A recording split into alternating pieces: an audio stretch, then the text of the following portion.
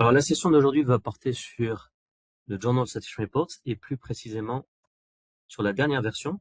Donc, Journal Citation Reports est une plateforme qui est publiée une fois par an et mise à jour une fois par an. Donc, généralement vers la fin juin, début juillet de chaque année, on publie la nouvelle édition des Journal Citation Reports qu'on met à jour vers la fin octobre, début novembre. Donc, aujourd'hui, on va parler de la 2026 release ou l'édition de 2026 qui repose sur les données de 2025. Donc, on va regarder ce qui s'est passé sur l'année précédente, l'année complète 2025. Alors, on nous pose souvent la question comment ça se fait qu'il y a un décalage comme ça. Bon, c'est pour des raisons technologiques. On attend que l'année précédente soit terminée, dans ce cas 2025. Vers la fin mars, début avril, on verrouille l'année, on dit voilà, l'année est terminée par rapport aux publications. On va regarder les données relatives aux citations et à partir de là, on va prendre le temps de calculer et de publier ces rapports de citation au niveau des journaux. Alors, l'agenda de la session d'aujourd'hui est le suivant. On va commencer par essayer de répondre à la question suivante. Pourquoi l'analyse des données des revues scientifiques, des journaux scientifiques, est-elle importante aujourd'hui? On va essayer de remettre les choses dans le contexte. Alors, pourquoi les Journal Citation Reports? Pourquoi ils existent? D'où ça vient? Comment c'est construit? On va parler des nouveautés de la version 2026. Et on va aussi s'intéresser à la question suivante, comment les clients, les différentes institutions, les chercheurs, les journaux, les maisons d'édition, les agences de financement utilisent les données des Journal Citation Reports. Alors, il y a différents cas d'utilisation sur les stratégies de publication, mais aussi l'évaluation de la recherche. C'est des indicateurs qui sont assez intéressants. Et enfin, on terminera par les questions-réponses. Je vais commencer par parler du contexte. Aujourd'hui, on a à peu près 48 000 revues scientifiques publiées dans le monde. Ce qu'on constate, c'est qu'il est de plus en plus difficile d'évaluer les revues scientifiques. Donc, il y a des questions qu'on peut se poser. Comment choisir les revues auxquelles la bibliothèque s'abonne? Donc, comment est-ce qu'on fait pour trouver des revues cohérentes avec le niveau de qualité ou vos valeurs scientifiques pour mettre en valeur ou valoriser vos travaux de recherche? Comment est-ce qu'on fait pour s'assurer que les collections d'une bibliothèque scientifique soutiennent une recherche et un enseignement rigoureux? Et enfin, on a aussi des questions autour de l'accès libre ou l'accès ouvert. Donc, comment est-ce qu'on fait pour prendre des décisions? À partir de quelle base de données on va s'intéresser pour prendre des décisions fondées sur des données concernant la stratégie d'accès ouvert? Alors, ce que vous avez pu constater sur les dernières années, et c'est en accélération, on a un paysage de l'édition scientifique, donc la publication scientifique, qui évolue rapidement. Alors, on a bien sûr plus de volume, mais aussi on a un paysage assez complexe par rapport à quelques décennies où les choses étaient quand même assez simples d'un point de vue publication scientifique. Et ce qu'on constate, c'est que vu que ce paysage évolue, ou est en constante évolution, ces indicateurs de journaux prennent de plus en plus d'importance. Alors, il y a un premier élément que je veux mettre en avant ici, c'est que le volume est en hausse. Ça, vous avez peut-être déjà constaté. On a de plus en plus de publications en libre accès. On a ce qu'on appelle les méga revues ou méga journals en anglais. On a de l'aide à la rédaction par l'IA. Là, maintenant, l'IA générative permet de générer du contenu assez facilement. Et on a aussi des questions de financement aussi. Par exemple, on va avoir de plus en plus de mandats de bailleurs de fonds, d'agences de financement qui vont demander aux chercheurs de publier en libre accès. Alors, ce qu'on constate aussi, c'est que parallèlement, on a une certaine pression, que cette pression existait déjà, la pression s'accentue sur l'édition scientifique, mais on a aussi des préoccupations concernant la qualité. On va voir, par exemple, des citations falsifiées, ou des fausses références, des manipulations de données, manipulations d'images, du plagiat, des résultats contrefaits, un nombre de rétractations en hausse. Et ce qu'on voit, c'est que cette fraude, elle est facilitée par ce qu'on appelle les large language models, donc les grands modèles de langage, ChatGPT, Claude, Gemini, Mistral, etc. Et en conséquence aussi, ce qu'on voit, c'est que la détection de ces différents problèmes, elle est de plus en plus difficile. Donc, si on prend en compte les pratiques malveillantes, on va dire les pratiques néfastes ou les comportements douteux, leur détection devient de plus en plus difficile.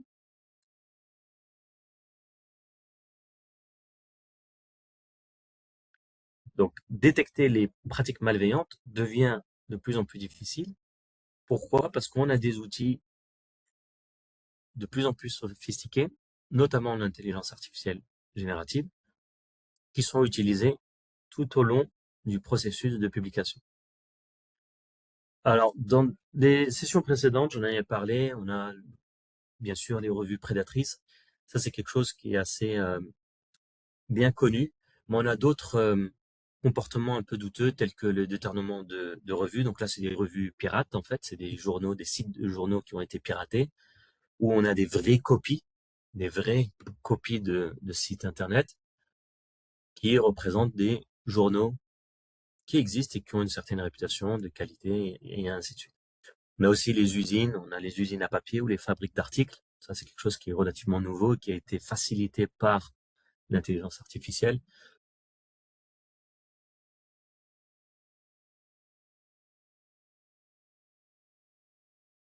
Et donc, on a ces différentes choses qu'il faut prendre en compte. Alors, chez Clarivate, ce qu'on fait, c'est qu'on joue un rôle important, on va jouer un rôle unique en fournissant du contenu, des données et des indicateurs auxquels vous pouvez faire confiance. Donc, on va s'attacher déjà à fournir des contenus, des données, des indicateurs fiables pour aider la communauté de recherche scientifique pour s'orienter dans cet environnement complexe qui est en constante évolution. Alors, l'approche, elle commence déjà, comme vous le savez, dans le Web of Science, c'est là où on entend beaucoup les chercheurs parler de journaux indexés, etc. C'est la première chose mise en place, c'est la sélectivité. L'indexation dans le Web of Science d'un journal passe par un processus de sélection, 28 critères d'évaluation, 24 relatifs à la qualité et 4 relatifs à l'impact. Donc, chaque revue indexée dans le Web of Science ou la collection principale du Web of Science, qu'on appelle la Web of Science Core Collection, et donc du Journal Search Reports, chaque journal fait l'objet d'un processus d'évaluation éditorial clairement défini. C'est un processus qui est public, vous pouvez le consulter en ligne. Et en utilisant ces données dans le Web of Science et aussi donc dans le Journal Search Reports, on va travailler avec des contenus évalués selon des critères de qualité uniformes et pas avec un ensemble de données ou un ensemble de journaux ou des collections qui n'ont pas été filtrées ou qui ont été construites de manière automatisée sans aucun contrôle de qualité. Alors, la sélectivité, elle est importante, mais on a aussi la qualité des données qui est également primordiale. Donc, la pertinence de tout indicateur, ça on le sait, hein, quand on commence à calculer des indicateurs, la pertinence d'un indicateur que vous allez produire, calculer, dépend ou repose sur l'intégrité, la qualité des données sous-jacentes, les données que vous allez utiliser pour calculer ces indicateurs. Donc nous, on va travailler énormément sur l'indexation précise des journaux, la capture des métadonnées, afin de garantir une représentation correcte, précise et complète des relations de citation, parce que c'est ce qu'on va utiliser pour produire certains indicateurs basés sur les citations. On a aussi, c'est pas le tout de construire des indicateurs, mais c'est aussi l'idée d'avoir des indicateurs contrôlés qui sont essentiels. on peut calculer et produire plein d'indicateurs. Ce qui est important, c'est d'avoir des indicateurs fiables pour qu'ils reflètent avec un certain niveau de fidélité ce qui se passe en recherche scientifique. Donc ça implique une surveillance active des comportements de citation anormaux et la prise de mesures correctives si nécessaire. Je vais en parler tout à l'heure. Ça, c'est quelque chose qui existe depuis plusieurs années dans Journal Citation Reports. Quand on voit qu'il y a des journaux qui ont des comportements un peu douteux en termes de pratique de citation, on va retirer ces journaux de la base où on va retirer le facteur d'impact. Ils peuvent rester indexés et on va surveiller ce qui se passe au niveau de ces journaux où il y a peut-être des pratiques un peu douteuses. Si vous évaluez des revues, constituer des collections ou élaborer une stratégie d'accès ouvert, on l'a compris, les décisions vont s'appuyer sur des données et des indicateurs rigoureusement sélectionnés. Alors ça, c'est pour le contexte. Maintenant, le Journal Citation Reports, qu'est-ce qu'on peut faire avec le Journal Citation Reports? Alors bien sûr, on va, en tant que chercheur, mais aussi en tant que administrateur de la recherche, qu'est-ce qu'on peut faire? On peut évaluer les principales revues, en tant que bibliothécaire aussi, documentaliste.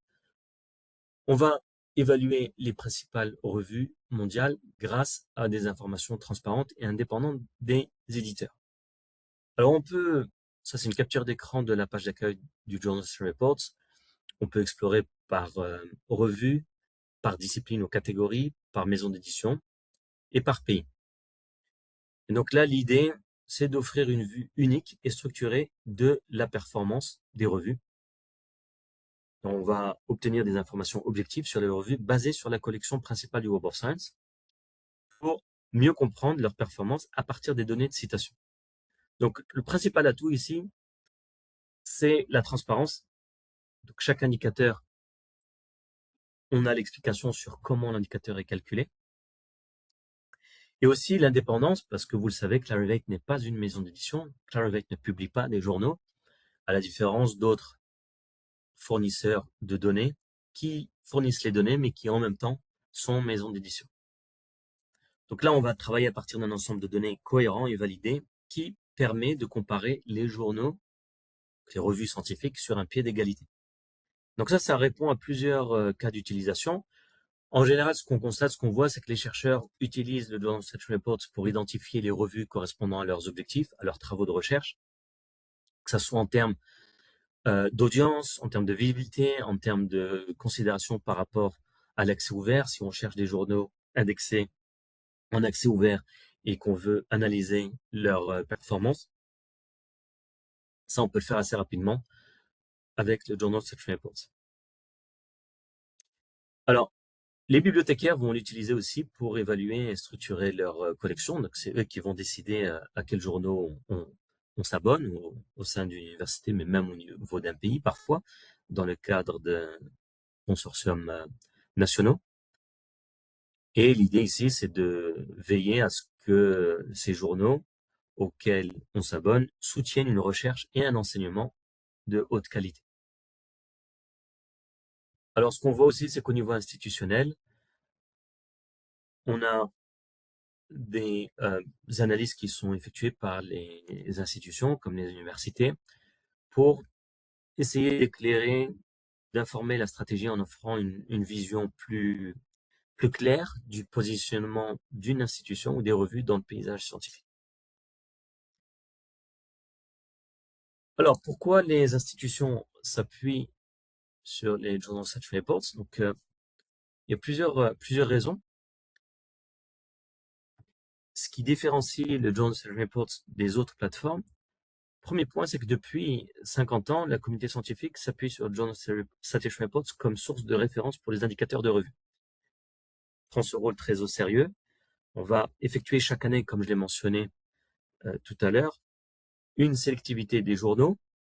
D'accord? Donc ça, c'est ce qu'on appelle l'indexation dans le Web of Science. Et c'est cette collection qu'on va prendre en compte pour construire ces rapports de journaux.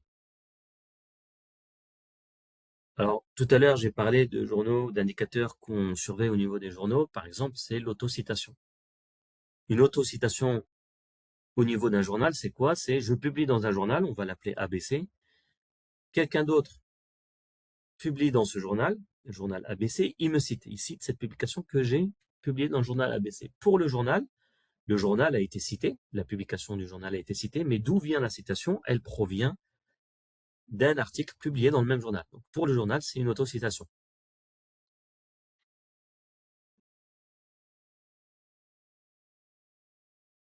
Et donc, quand on analyse les journaux, ça c'est ce qu'on fait chaque année, les revues qui présentent des signes d'autocitation excessifs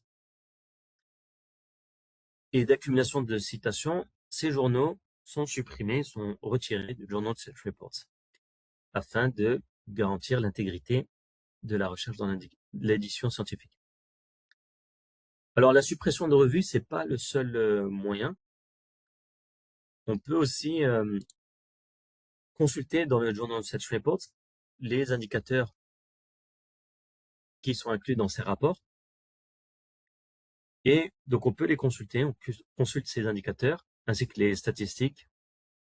Ça peut être des statistiques descriptives, par exemple la proportion de publications en accès ouvert ou en libre accès, les informations sur les contributeurs au niveau des institutions et les pays qui ont contribué à ces revues. Et donc vous allez avoir différentes façons d'analyser une revue. C'est ce qu'on appelle un profil. On ne va pas s'attarder qu'à un seul indicateur tel que le facteur d'impact ou le quartile. Ça, c'est un indicateur ou quelques indicateurs. On va parler du profil de journaux. Alors, vous allez voir, les indicateurs, il y a la transparence où on peut avoir une visibilité sur comment les indicateurs sont calculés et des profils très riches. Donc, vous allez avoir, comme je l'ai mentionné, une vision multidimensionnelle de l'impact et de l'influence d'une revue. Alors, je vais m'attarder sur cette citation de Dr. Eugene Garfield, qui est le fondateur du Web of Science, fondateur de Journal Research Reports. Et en 2006, donc il y a déjà 20 ans, il disait que le facteur d'impact doit être utilisé avec un examen par les pairs éclairé et non comme un substitut à celui-ci. Alors, je vais mettre l'accent sur ce point parce que ce qu'on constate, ça fait déjà quelques années, quelques décennies. Ce qu'on constate, c'est que dans la valorisation ou l'évaluation de la recherche, on a des administrateurs qui vont regarder le facteur d'impact du journal dans lequel un chercheur a publié et à partir de là, vont émettre des conclusions en disant que si vous avez publié dans un journal à facteur d'impact élevé, alors la publication est de qualité. Alors il y a un raccourci ici qui est fait et ce qui est dommage, c'est que certaines personnes vont utiliser des indicateurs de journaux pour analyser la performance de publication. Ce qu'on dit ici, c'est que des indicateurs basés sur les citations doivent être utilisés en complément de l'examen par les pairs et pas comme un substitut. On ne remplace pas l'évaluation, la valorisation par les collègues qui, eux, sont aussi experts. Mais ce n'est pas le sujet de la session d'aujourd'hui. On a des indicateurs de publication sur lesquels on peut se baser pour comparer la performance d'une publication avec la performance de publications similaires. Mais ce n'est pas le sujet d'aujourd'hui. Aujourd'hui, on va parler de performance d'un journal. D'accord? Donc ça, c'est très important. Et je veux insister sur le fait que le facteur d'impact est un indicateur largement utilisé pour évaluer l'influence des revues académiques. Mais il présente des limites et il ne doit pas être le seul indicateur de qualité.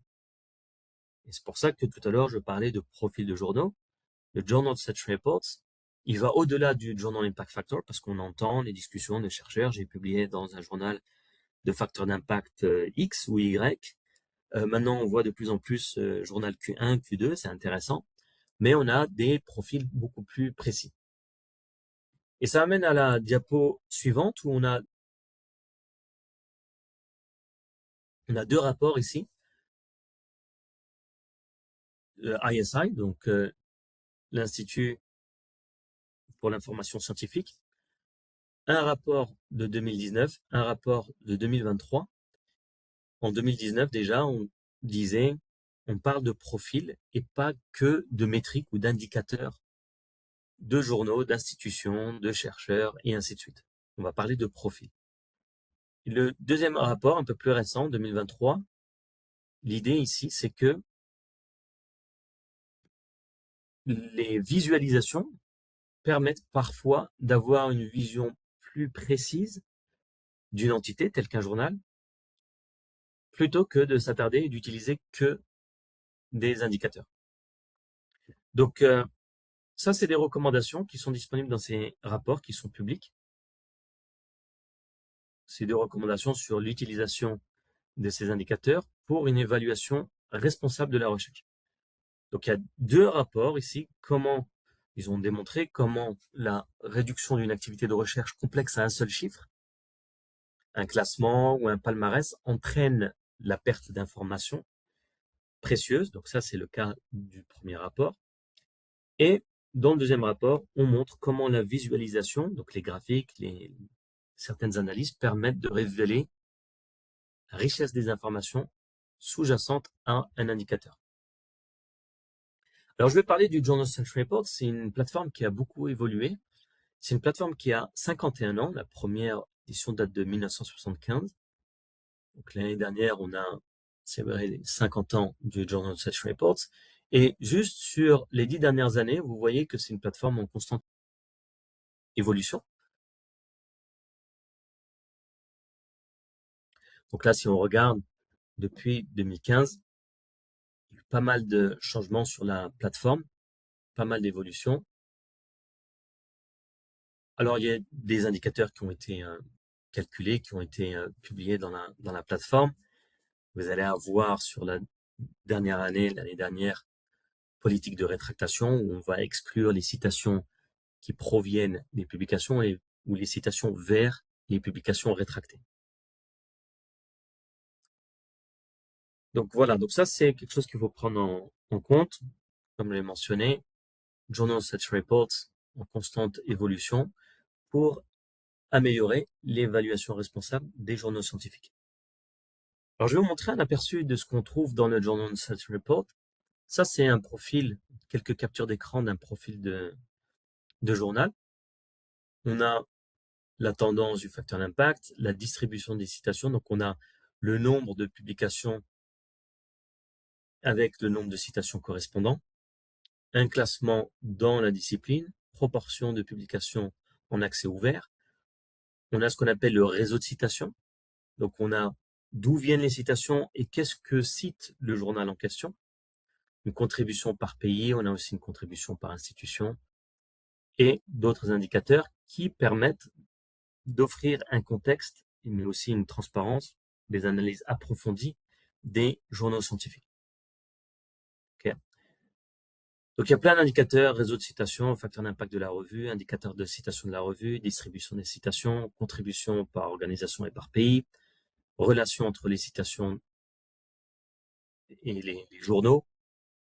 Et on a aussi des statistiques dites descriptives qui vont nous donner des informations sur, par exemple, la proportion des publications en accès ouvert.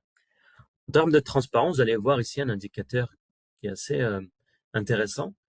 Si je prends un journal spécifique et je m'intéresse au nombre de publications dans ce journal, mais pas que, je vais regarder, je vais les classer par nombre de citations. Donc là, on voit par exemple en gris, c'est le nombre d'articles qui ont été cités plus de 50 fois. Donc là, on voit qu'il y a un nombre important de publications qui sont citées plus de 50 fois. À l'opposé, on a aussi beaucoup de publications qui ne sont citées qu'une seule fois. Ensuite, on a la médiane pour les reviews, donc synthèse de littérature, et la médiane en violet ici pour le nombre de citations pour les articles. Et là, tout de suite, on voit que c'est plus précis. Donc là, le facteur d'impact, ça serait autour de la moyenne, et on voit que la distribution n'est pas du tout centrée autour de la moyenne. Dans un monde parfait, on aurait une courbe avec la courbe centrée sur la moyenne. C'est pas le cas ici. Comme je l'ai mentionné, on a beaucoup de publications qui sont fortement citées, mais on a aussi beaucoup de publications qui sont très peu citées, voire pas citées du tout. Donc ici, c'est important parce qu'on va prendre le contexte au-delà du Journal Impact Factor, du facteur d'impact. Donc, ça permet aux utilisateurs de déterminer si le facteur d'impact élevé d'une revue, il est dû à quelques articles qui sont fréquemment cités ou à une répartition plus uniforme des citations. Et ça, on le voit quand on commence à creuser au niveau d'un journal. On peut se poser la question, le journal, il a un facteur d'impact de 15 ou de 25 ou de 40. Est-ce que c'est pas par hasard? La raison, c'est un nombre important d'articles ou quelques articles qui poussent la moyenne vers le haut. D'accord? Un peu comme dans une classe, on a la moyenne de la classe, mais on a quelques élèves qui poussent la moyenne du groupe vers le haut.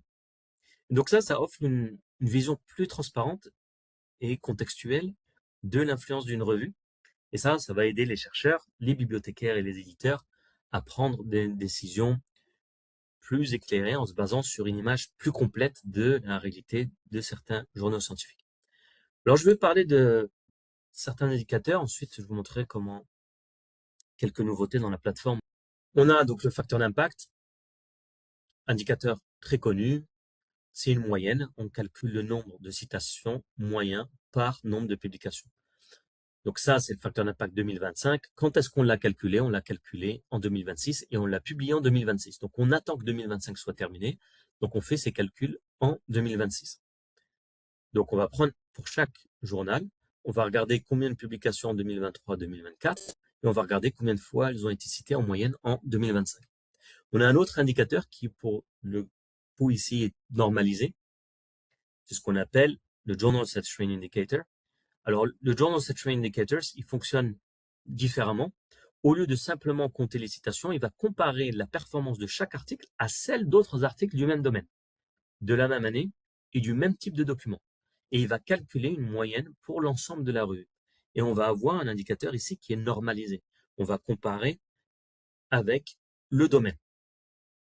Parce que on a vu, certains vont utiliser le facteur d'impact et ils vont comparer d'une discipline à une autre. Et on le sait très bien, les disciplines ont des tendances, des comportements de citation qui diffèrent énormément d'une discipline ou d'une catégorie ou un domaine de recherche à un autre. Donc là, le Journal Citation Indicator va prendre ça en compte et on va avoir un indicateur normalisé, c'est ce que je dis ici. Le Journal Citation Indicator, c'est un indicateur normalisé. Donc par exemple, vous divisez la performance du journal par la moyenne et vous allez avoir un indicateur. S'il est au-dessus de 1, le journal performe mieux que la moyenne mondiale dans la discipline. S'il est inférieur, vous avez compris, la performance du journal est inférieure à celle de la moyenne dans le groupe. Dans la section suivante, ici, je veux m'attarder sur les nouveautés de 2026 et bien sûr la mise à jour de tous les indicateurs de Journal Citation Reports. Quelques statistiques. Aujourd'hui, on a 22 643 journaux qui ont reçu un facteur d'impact dans le Journal Citation Reports, donc 2026, c'est les données de 2025. On en a à peu près 15 000 en sciences, 7 700, un peu plus de 7 700 en sciences sociales, 3 460 pour les journaux qui concernent les arts et les sciences humaines. Ce qui est intéressant, c'est qu'on a 113 pays qui sont représentés. Ça couvre 254 catégories ou disciplines. Parmi ces 22 643 journaux, on a quasiment 7000 journaux en accès ouvert et 521 journaux qui ont eu leur premier facteur d'impact. Ça, c'est intéressant. Donc, comme je vous l'ai mentionné tout à l'heure, Journal Citation Report, c'est en constante évolution par rapport aux indicateurs, mais aussi par rapport aux journaux qui figurent dans la plateforme. Donc, il y a une certaine dynamique des collections. Et là, on voit aussi qu'il y a 8 journaux qui ont vu leur facteur d'impact supprimé. Parce que, comme je l'ai mentionné tout à l'heure, des journaux qui présentent un taux extrêmement élevé d'autocitation entre revues. Donc là, on a supprimé 8 revues du Journal Citation Report cette année. Et chacune d'entre elles pourra obtenir de nouveau dès l'année prochaine un facteur d'impact en fonction des discussions avec notre équipe des relations éditoriales. Alors, il y a quelque chose qui est nouveau dans la Journal Citation Reports. Vous allez voir une nouvelle étiquette à venir. Qu'est-ce que ça veut dire? par exemple, ici, vous allez faire une recherche sur un nom de journal. Et ici, l'idée, c'est d'être transparent sur les revues en attente d'inclusion métrique. Qu'est-ce que ça veut dire? Là, l'idée, c'est de comprendre en un seul coup d'œil le statut actuel d'une revue, même lorsque les indicateurs ne sont pas encore disponibles. Comme vous le savez, Journal Session Report, c'est une plateforme qui est en constante évolution. L'une des nouveautés de cette année concerne la transparence et plus précisément la communication du statut des revues dans Journal Session Report. Alors chaque année, et ça c'est une question qui revient souvent des utilisateurs de la plateforme, chaque année il y a un petit nombre de revues qui ne disposent pas d'un contenu complet à temps pour un calcul précis d'indicateurs. Donc auparavant, ces revues étaient listées séparément, ce qui limitait leur visibilité pour les utilisateurs. Avec la version 2026, ces revues maintenant, elles sont désormais visibles dans la plateforme, directement dans le produit Journal Session Reports, et elles sont clairement identifiées comme forthcoming en anglais, donc à venir, c'est-à-dire que c'est en cours. Et dès leur consultation, vous allez voir que les indicateurs sont en attente au lieu d'être manquants ou indisponibles sans explication. La revue, elle est indexée, mais c'est juste que nous, on n'a pas encore un contenu complet pour calculer les indicateurs pour ces journaux. Donc, si un utilisateur sélectionne une de ces revues, il va accéder aux indicateurs les plus récents, disponibles de l'année précédente, ce qui lui permet de conserver le contexte nécessaire à l'évaluation de la revue en question. Alors, comme pour les éditions précédentes, vous allez voir que les données du Journal Session Reports, vous les trouvez un petit peu partout. Vous allez trouver, bien sûr, dans le Web of Science, quand vous consultez une publication ou un enregistrement indexé dans le Web of Science Core Collection. Si vous cliquez sur le nom du journal, vous allez avoir déjà rapidement la possibilité de consulter les indicateurs du journal en question. Pour ceux qui utilisent ProQuest, on a aussi une intégration avec la plateforme ProQuest. Donc, on a les deux indicateurs ici pour ce journal. Ça, c'est pour un autre journal, on le voit. Et pareil pour les bibliothécaires qui utilisent Alma pour gérer leurs abonnements. On va avoir aussi une intégration pour les titres, les journaux qui sont indexés dans le Web of Science Core Collection et qui ont le facteur d'impact, les indicateurs disponibles dans la plateforme Journal Session Reports. Voilà, donc il y a une intégration avec différentes plateformes. L'idée, c'est d'exposer ces données pour différents contextes. Alors, ce que je vais faire avant de passer sur la plateforme, pour résumer, après plus de 50 ans, le Journal Session Report reste un outil essentiel pour la communauté de recherche. Pourquoi? Parce qu'il va vous permettre, va vous aider à évaluer la recherche de manière plus rigoureuse grâce à des indicateurs, comme on l'a vu, multidimensionnels.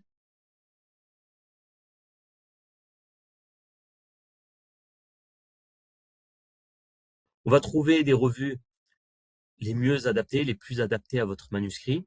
Alors, selon ce qui vous intéresse, grâce à la plateforme qui prend en compte qui lit le journal, qui contribue dans le journal, la pertinence thématique, la discipline est très important, l'accès ouvert et l'impact des citations. Pour les bibliothécaires, les documentalistes, l'idée c'est de veiller à ce que les collections d'une institution, donc une bibliothèque, soutiennent la recherche et l'enseignement en utilisant des données neutres vis-à-vis des éditeurs. Et comme on l'a mentionné plusieurs fois, vous allez avoir aussi de la transparence au niveau des indicateurs. Alors, ce que je vais faire maintenant, je vais passer sur la plateforme. Ensuite, on prendra en compte les questions. Je vais commencer par le Web of Science très rapidement. Comme ça, vous allez voir que quand je fais, par exemple, une recherche sur un sujet, je sais pas moi, par exemple, on va prendre le virus d'Ebola. Je suis dans Core Collection.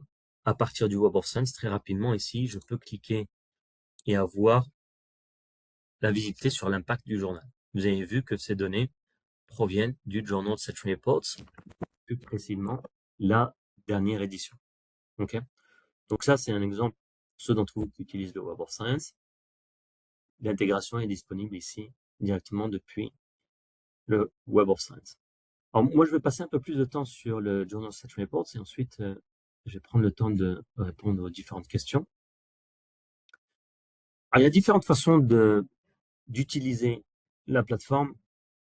Vous allez voir aujourd'hui, quand vous vous connectez à la plateforme, vous allez avoir cette petite bannière qui dit, voilà, les données de 2025 sont maintenant disponibles. Donc, vous pouvez avoir les détails, mais aussi un guide. Comme ça, vous allez avoir plus d'informations sur ce qui a été fait dans cette nouvelle édition. Alors, soit on connaît déjà le nom du journal qui nous intéresse, et là, il suffit de mettre le nom du journal ou son identifiant, donc le ISSN. On peut explorer par catégorie, donc là, si je mets un domaine de recherche, c'est aussi possible. Je peux commencer par les maisons d'édition ou par pays. Okay. Alors, moi, je vais prendre un exemple d'un journal que je connais bien dans mon domaine, Quantitative Science Studies. Okay. Alors, il n'y a qu'un seul journal qui s'appelle comme ça, Quantitative Science Studies.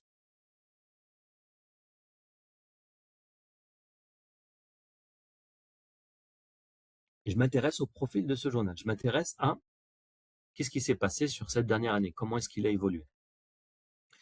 Avant de parler d'indicateurs, vous allez voir qu'ici, par défaut, c'est la dernière année disponible, où ce journal a reçu son rapport de citation. C'est un journal en accès ouvert. Publie pas il n'y a pas de version papier, c'est que la version électronique, c'est-à-dire que c'est un journal qui existe que sur Internet, en tant que site Internet. C'est un journal qui publie du contenu en sciences de l'information, sciences des bibliothèques, indexé dans Web of Science Core Collection et plus précisément dans l'index des sources émergentes, publié par MIT Press, publié aux Pays-Bas, et la première fois où il a reçu son facteur d'impact, indexé dans Journal Citation Reports, c'est en 2021. Très important, la fréquence de publication. C'est un journal trimestriel, 4 numéros par an. Ensuite, on a la performance du journal. Qu'est-ce qu'on entend par performance? Alors, bien sûr, on commence par le facteur d'impact, mais pas que, vous allez voir. Donc, le facteur d'impact est de 5,6. OK. Comment est-ce qu'on l'a calculé?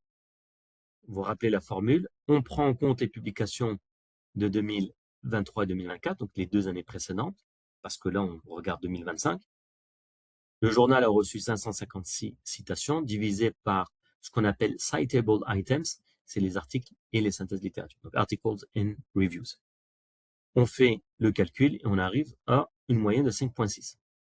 Donc ça, qu'est-ce que ça veut dire? C'est qu'en moyenne, une publication de 2023 et 2024 dans ce journal est citée 5,6 fois en 2025. On a un autre indicateur, c'est le facteur d'impact sans les auto-citations. Donc, ce qu'on dit, c'est qu'on retrouve les 556 citations, mais dans les 556, il y en a 37 qui proviennent du journal, c'est-à-dire qu'elles proviennent, c'est des citations reçues par des publications qui étaient publiées dans le journal en question. Donc là, on le voit, 37, on enlève ces autocitations au niveau du journal, et on a un facteur d'impact sans les autocitations, donc là, il est de 5,2. On a un autre indicateur dont je vais parler tout à l'heure, c'est le taux d'autocitation, le pourcentage d'autocitation. C'est quoi? 37 divisé par 556. OK? Donc là, on est autour de 7-8% à peu près. OK? Et c'est ce taux d'autocitation, quand il devient excessif, on va enlever le journal du Journal Citation Reports. Donc là, on va voir la contribution. Qui a contribué à ce facteur d'impact? Donc, on va regarder les publications de 2023 et 2024. OK? Donc ça, c'est intéressant aussi. On pourrait aller voir ici la performance d'une publication dans le journal. On pourrait aller voir ça si on veut. OK? Quelle était ma contribution de la publication, OK, pour le facteur d'impact de ce journal. D'accord? Donc là, encore une fois, vous avez compris, on prend les publications de 2023 et 2024.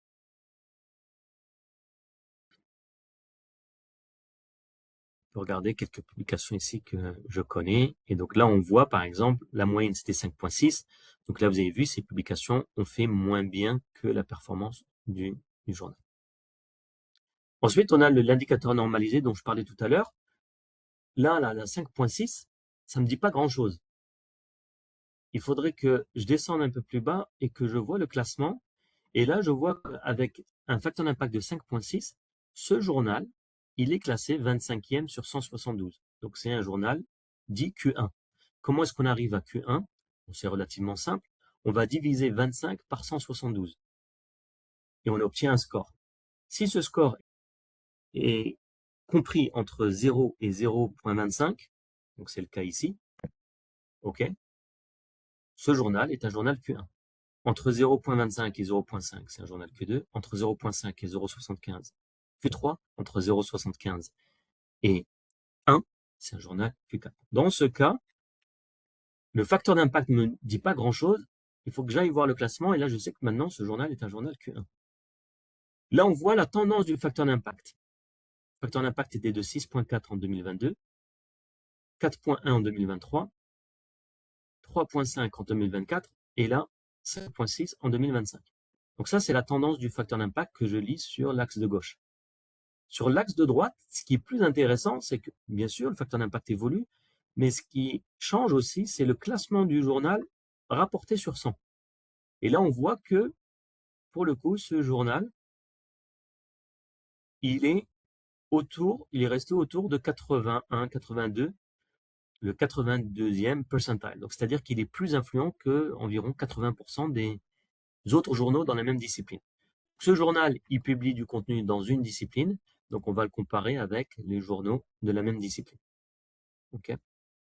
Donc là, la dernière année, il est plus influent que 85.8, ça c'est le percentile de ce journal dans cette discipline. Ensuite, on a cet indicateur qui est normalisé. Donc là, j'ai pas besoin d'aller voir c'est quoi la moyenne, etc. 1,33, je sais que directement, ce journal, il fait mieux que la moyenne de combien? De 33%. Donc c'est ce qu'on dit ici. La moyenne dans une discipline, c'est 1. Les journaux qui ont un indicateur, un JCI ou un JCI de 1.5 ont 50% plus d'impact de citation que la moyenne dans la discipline. Donc ça, par rapport à la moyenne, ce journal, il a plus d'impact. Et combien? Il y en a 33% plus que la moyenne quand on le compare avec les journaux du même domaine. Et enfin, on a la fameuse distribution dont je parlais tout à l'heure. Alors on voit, on a pas mal d'articles qui ont été cités qu'une seule fois, 17. Et on voit, on a un article qui a été cité plus de 50 fois, un autre article qui a été cité 48 fois, mais j'ai envie de dire que la majorité des publications tournent autour de entre 1 et 12 citations. Ensuite, bon, on le sait, c'est un journal en accès ouvert, donc forcément, majorité des publications en accès ouvert. On a parlé du classement. Le deuxième indicateur, on a aussi un classement pour cet indicateur. Quand on prend l'indicateur 1,33, cette revue est classée 28e sur 172. On refait le même calcul, 28 est divisé par 172, d'accord? On va avoir un score qui est ici entre 0 et 0,25, et donc c'est un journal Q1. Donc quand on dit journal Q1, il faut être plus précis. Q1 selon quel indicateur? Ensuite, on a le réseau de citations, des informations sur la provenance des citations, etc. Donc là, ça c'est intéressant aussi. Les gens qui ont publié dans ce journal,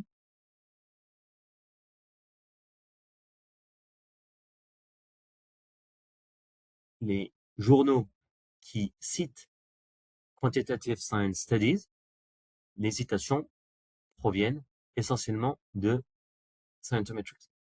Les gens qui ont publié dans Quantitative Science Studies, qu'est-ce qu'ils ont cité? Donc là, on va aller voir Citing Data. À leur tour, ils citent majoritairement le journal qui s'appelle Scientometrics, Archive, donc ça, c'est des preprints, et ainsi de suite. Donc ça, c'est les journaux qui ont cité le journal qu'on analyse actuellement, qui est Quantitative Science Studies. Ça, c'est les journaux qui ont été cités par les chercheurs qui ont publié dans le journal en question. D'accord? Après, vous allez voir, bon, il y a pas mal d'informations sur les sources des citations et ainsi de suite. Vous allez voir ici qui publie essentiellement, quelle institution publie essentiellement dans le journal, quel pays publie essentiellement dans ce journal. Après, d'autres indicateurs. Alors, le temps file. Euh, Ça, c'est quand on connaît déjà le journal qui nous intéresse. OK? Quand on connaît pas, une façon de faire, c'est commencer par la discipline. Alors, je vais vous montrer, par exemple, si je prends Computer Science, vous allez voir que Computer Science, alors on a des journaux qui contiennent les mots-clés Computer Science, mais on a aussi plusieurs disciplines qui contiennent le Computer Science. D'accord? Alors, ce que je vais vous montrer ici, alors soit on explore par discipline, vous allez voir, on a les 254 catégories. Computer Science, on a 14 disciplines ou sous-disciplines qui sont classées dans la discipline majeure de l'informatique. Alors, moi, je vais regarder, par exemple, on retrouve Information Science, sciences de l'information. Si je prends, par exemple, la robotique, là, Journal of Central Reports me dit que dans la robotique, il y a 48 journaux indexés. Je clique sur 48 et je vais avoir la liste. Par défaut, c'est la dernière année, 2025. Là, j'ai différents indicateurs avec lesquels je peux customiser. Par exemple, ça, c'est la vision impact. Je veux que des indicateurs normalisés ou je peux customiser. Donc là, je peux choisir les indicateurs qui m'intéressent. Alors, je vais rester sur le par défaut et on a pour la robotique un classement des journaux, des 48 journaux, donc facteur d'impact et vous voyez, ça descend très vite. 25.5, 20.9, 14.6, ça descend très vite. D'accord? On pourrait mettre un filtre en disant, voilà, je veux les journaux en robotique qui ont, par exemple, un quartile. Je vais prendre par exemple Q1 et Q2. Et si j'ai une stratégie en accès ouvert, on pourrait dire ça aussi, je veux les journaux qui sont en Gold Open Access. On va voir. Donc là, déjà, j'ai filtré, j'ai 7 journaux qui sont à la fois Q1 ou Q2 et en Gold Open Access. Alors, par exemple, je vais prendre les premiers, hein, et je peux les comparer. OK? Donc, ici, je vais les comparer.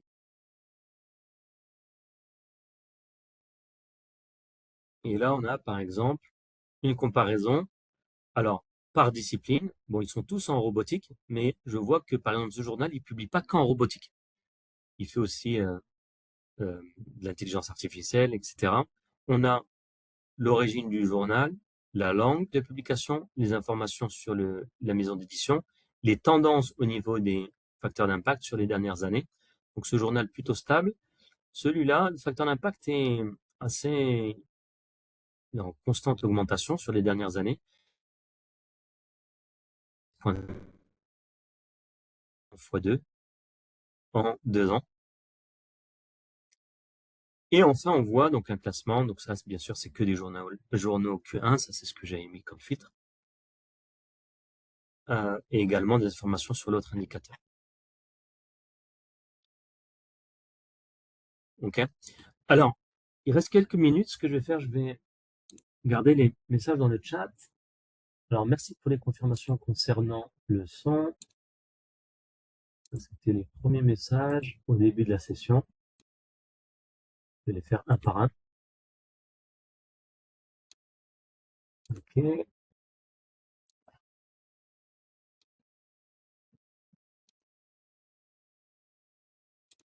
Et OK. Alors, une question qui est la suivante. Je suis une doctorante en 2e année. J'ai rédigé un article, j'ai des résultats. Mes encadrants me demandent d'écrire un article et je ne sais pas quoi écrire. Je bloque depuis plusieurs jours. Je suis très anxieuse. Pouvez-vous me donner des indications pour casser ce blocage? Merci infiniment. Alors, j'ai une formation complète sur le sujet. Je pourrais vous l'envoyer.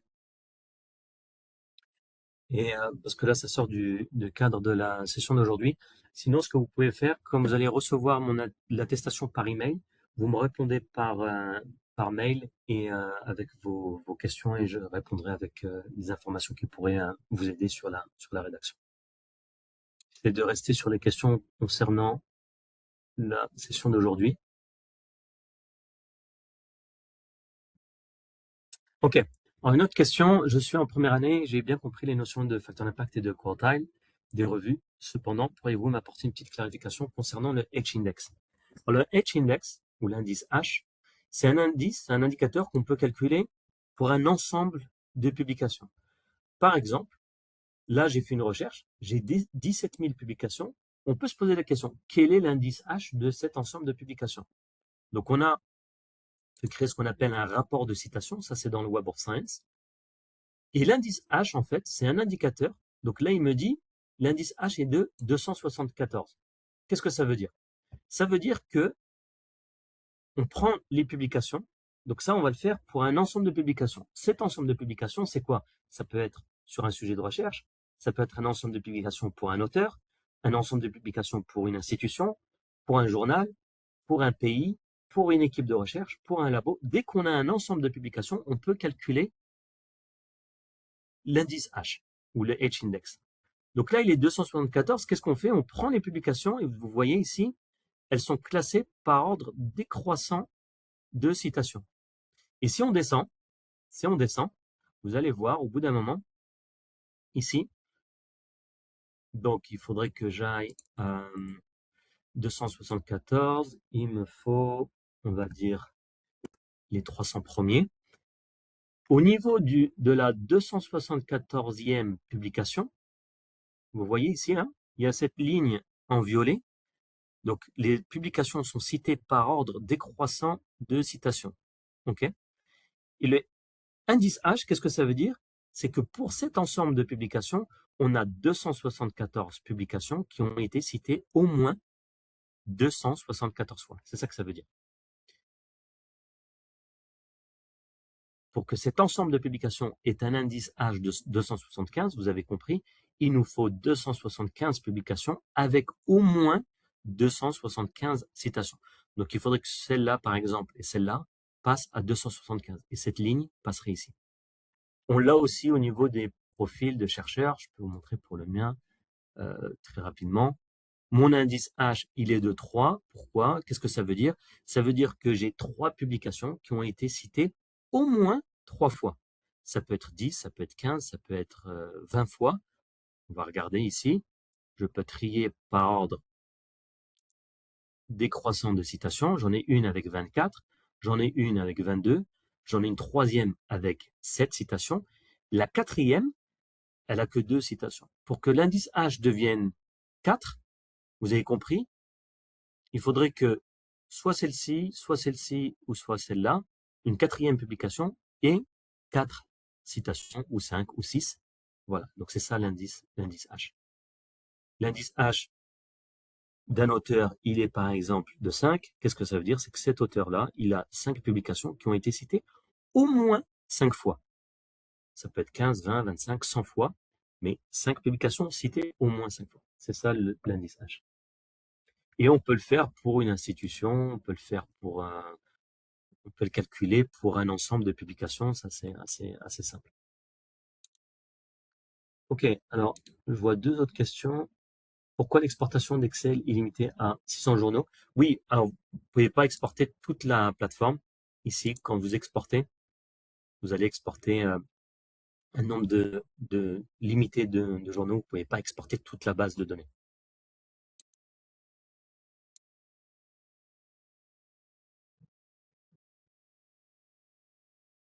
Alors, une question intéressante, est-ce que vous connaissez des sites ou des outils pour vérifier une revue prédatrice? Est-ce que Journal Citation Report permet de vérifier ce type de revue si ce n'est pas dans JCR? Est-ce qu'il faudrait se méfier? Alors, en fait, il faut prendre le premier à l'inverse. Si elle est dans Journal Citation Report, ce que vous pouvez dire, et là où on peut être sûr, c'est que le journal a été évalué par Clarivate, selon les 28 critères d'évaluation, les 24 critères de qualité, 4 critères d'impact. Donc déjà, ça, c'est la première conclusion. Ensuite, alors moi, je ne connais pas de site qui permette de dire si ce journal est prédateur ou pas. Pourquoi? Parce qu'un journal prédateur, il n'y a pas de vraie définition. C'est à vous de faire votre étude, votre analyse du profil du journal pour voir et se renseigner est-ce que ce journal il est sérieux ou pas. Alors un guide pratique dans ma newsletter où j'avais rédigé un petit guide pratique sur comment trouver les journaux prédateurs. Euh, alors, si je mets how to spot predatory journals, je peux vous l'envoyer. Je donne quelques conseils ici. Voilà, donc vous l'avez là. Ok, je vous l'envoie dans le chat. Ok, donc ça permet, je vais le mettre à tout le monde, permettre de quelques conseils sur qu'est-ce qu'on trouve, comment détecter ou comment décider ou quelques analyses à faire pour voir si un journal est potentiellement prédateur ou pas. Pour publier dans les journaux de on vise le facteur d'impact, le classement, l'indexation et comment identifier les journaux prédateurs. Alors, je viens de répondre à cette question sur les journaux prédateurs. Le plus important, alors il y a aussi une session complète sur le sujet, sur comment identifier des journaux, genre en ma newsletter également. Je vous envoie le lien si ça vous intéresse. Je donne pas mal de conseils sur ces sujets.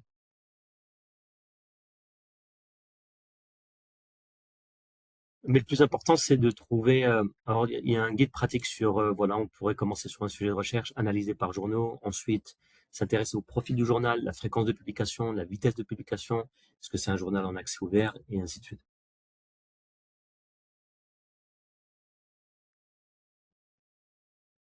Alors, il y a des suggestions de formation sur l'utilisation des outils de l'IA au cours de la rédaction d'articles scientifiques. J'en ai parlé dans une autre session. Vous trouverez l'enregistrement en ligne. On avait fait un webinaire complet sur la bonne utilisation de l'intelligence artificielle euh, en recherche scientifique. Je vais vous envoyer les liens dans un instant. OK. Alors, il y a d'autres questions qui arrivent.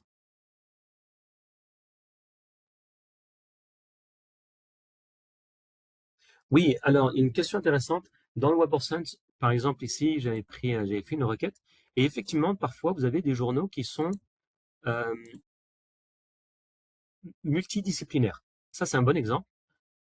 Donc ça, c'est une question qui dit, voilà, dans le Web of Science, parfois on voit qu'il est Q1 et quand on va dans le JCR, on voit qu'il est Q2. Alors, en vérité, dans le Web of Science, vous allez voir le classement pour chaque discipline.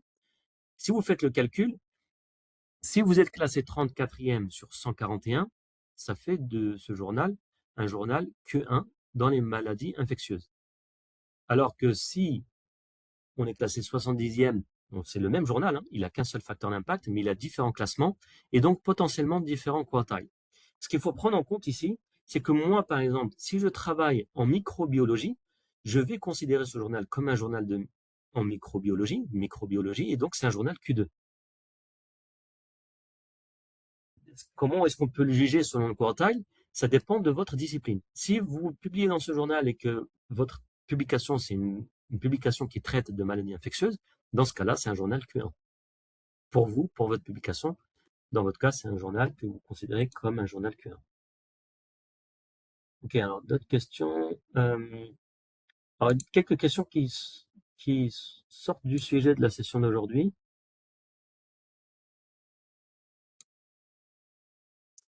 Oui, des suggestions sur des listes de journaux prédateurs, mais je vois Nabil qui partage un site.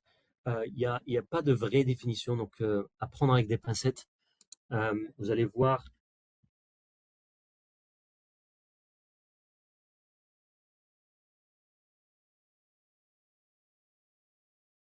il y a un article de 2019 qui est assez connu, et en fait, il y a un groupe d'éditeurs qui se sont réunis pendant 12 heures et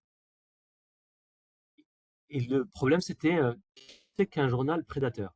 Il n'y a pas de vraie définition. Alors là, qu'on vous avez ici, vous avez une définition qui dit qu'en fait, un journal prédateur, c'est un journal qui va mettre en avant ses propres intérêts financiers avant la publication scientifique. Donc là, vous allez ici, voilà, les entités qui mettent en priorité leur propre intérêt aux dépens de la science, et ils sont caractérisés par des informations fausses, erronées, et ils dévient, ces journaux dévient des bonnes pratiques éditoriales, un manque de transparence, et aussi des pratiques de sollicitation agressive. Donc voilà, c'est un petit peu ça la définition, le consensus. Et voilà, faut faire attention, il faut vous-même faire votre propre évaluation des journaux. Ok, alors, il y a des questions qui sortent du sujet de la session d'aujourd'hui.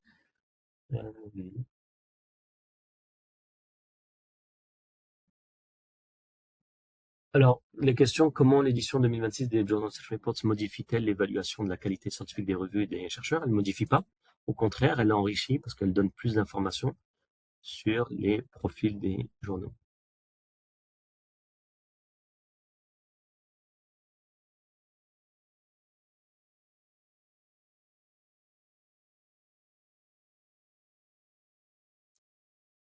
D'accord. Ok. J'ai fait le tour des questions. Merci à toutes et à tous pour une discussion très, très riche. Comme j'ai mentionné, vous recevrez l'attestation dès que possible. Vous aurez mes coordonnées. Donc, si vous avez des questions, n'hésitez pas à me les poser. Je reviens vers vous dès que possible. Et vous aurez aussi la présentation et l'accès à l'enregistrement.